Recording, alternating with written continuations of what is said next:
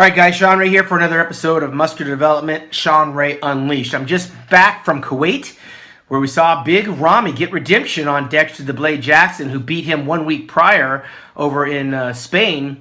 Big Ramy victorious in Kuwait, and Dexter Jackson the first runner-up. But sniffing somewhere back in the pack was just this little muscular guy who, by the time he landed in the Czech Republic at the EVLS Pro Championship, William Bonac is the toast of the town. William Bonac takes out the former Mr. Olympia, first runner-up, winningest bodybuilder of all time in Dexter the Blade Jackson, and takes out the giant and Big Ramy. Now, how did this happen? Everybody keeps saying, how's this happening? What the heck's really going on? I can tell you that being a veteran of the pro circuit, Dexter the Blade Jackson, typically on paper, would be winning everything there is to win. He showed up a little bit off at the Olympia, got beat by Shawn, then wound up going off over to Spain and winning his second Arnold Classic title over in Europe, and then went over to Kuwait, and Big Ramy snuck up on him, and then boom, 2 days later, out of nowhere, William Bonac, 5'6" maybe, looks like he's about 255 pounds, one potato short of basically being overweight. William Bonac, when I saw him taking, I believe it was third place in Kuwait, I've been all over the place, so I'm kind of scatterbrained. He was pissed off. He didn't want to come back for the award ceremony. He didn't want anything to do with celebration. And I took him as a poor sport because, you know, even Dexter the Blade Jackson, a notorious winner, is not a really good loser. Came back out to take pictures on stage with those guys after winning only 5 days earlier over in Spain. Gets beaten by Big Ramy, and he's gracious in defeat, whereas William Bonac wanted nothing to do with being gracious to the fans of Kuwait in defeat. He chose not to come back out. Maybe that's because he went straight to the gym. Maybe he went and tightened up his diet. Maybe he went straight over to Prague while all the other guys were kind of celebrating. Whatever it was he did, and I didn't go to Prague, it was good enough for him to take out Dexter Jackson, Big Ramy, and Shawn, who was already on the downslide, in my opinion. Shawn just can't get it right for whatever reason. And we saw Josh Lenarkowitz fall way off. I mean, he almost looked like two totally different bodybuilders from the front and the rear. You see, what happens on these European tours, when you're going from one place to the next place to the next place, the inexperienced guys feel that they can eat that night, maybe relax for a day, and some of these experienced guys, they're tightening the screws, man. And I know William Bonac, I believe he did something like 21 shows in the past, I don't know, a couple of years. Used to be a 212-pound bodybuilder, working with Neil Hill as his guru, trying to figure it out. I was there at the Golden State, I believe it was 2 years ago, up in Sacramento, where he won, and quietly has been working his way to the top. And we saw him make his stance in Las Vegas only 2 weeks ago at the Mr. Olympia, where we climbed up into that top 5 spot and was notoriously aggressive at the press conference. I think Bob Ciccarello pushed a couple of screws, and we saw the emotion of a guy who was on the brink of victory. William Bonac stayed focused.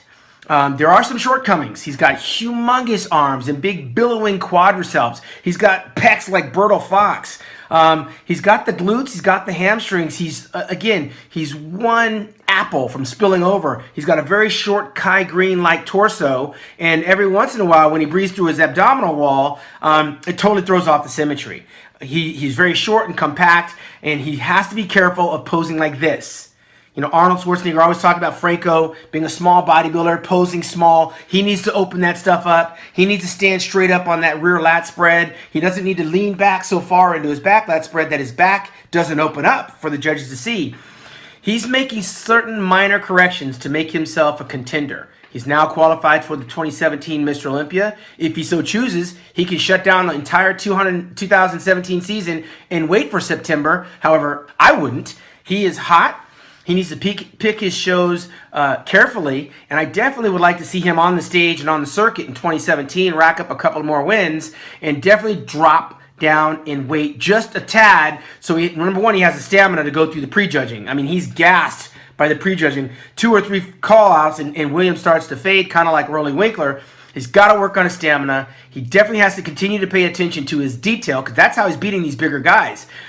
Was he better than Dexter? If you go pose by pose, genetically, Dexter has a better structure. But muscularity-wise, William Bonac crushes Dexter in terms of pound for pound muscle per square inch on his body. He's got much better quadriceps, much better calves. He has just as equal tie-ins in his glutes and his hamstrings. His arms are right there with him. His chest is billowing. William Bonac is definitely one of those guys who now put a feather in his hat. He's got a Mr. Olympia behind him in Dexter Jackson. He's got Big Ramy, the champion of Kuwait, behind him. He beat the first runner-up in Shawn Roden. The only guy he didn't beat at this show was Phil Heath. And that rematch will take place in September. The question is, can William Bonac refine the physique, tighten it up, dry it up just a little bit more, and do it in September when it really counts? These guys are all under the same stress and pressures as they get a little bit comfortable. You know, here was Big Ramy and Victory, maybe relaxed just for a little bit, and that little bit was just enough for little William Bonac to come in, along with Dexter the Blade Jackson, who swore on redemption. He's going to wind up going over to the Olympia in Europe. That's going to come up October the 22nd. And William Bonac, he's a shoo-in for this next competition. There's nobody that's going to beat William Bonac when they get to Finland this coming weekend. So 2 wins for William Bonac. I'm going on record right now saying he's going to be the winner this weekend. And again, right now, William Bonac is making some serious headway in the IFBB, and we're going to see some pretty big things from that little guy coming up in 2017. Tighten up, dry up. We'll see William Bonac in the winner's circle in Finland. For MuscularDevelopment.com Unleashed, I'm Sugar Shawn Ray.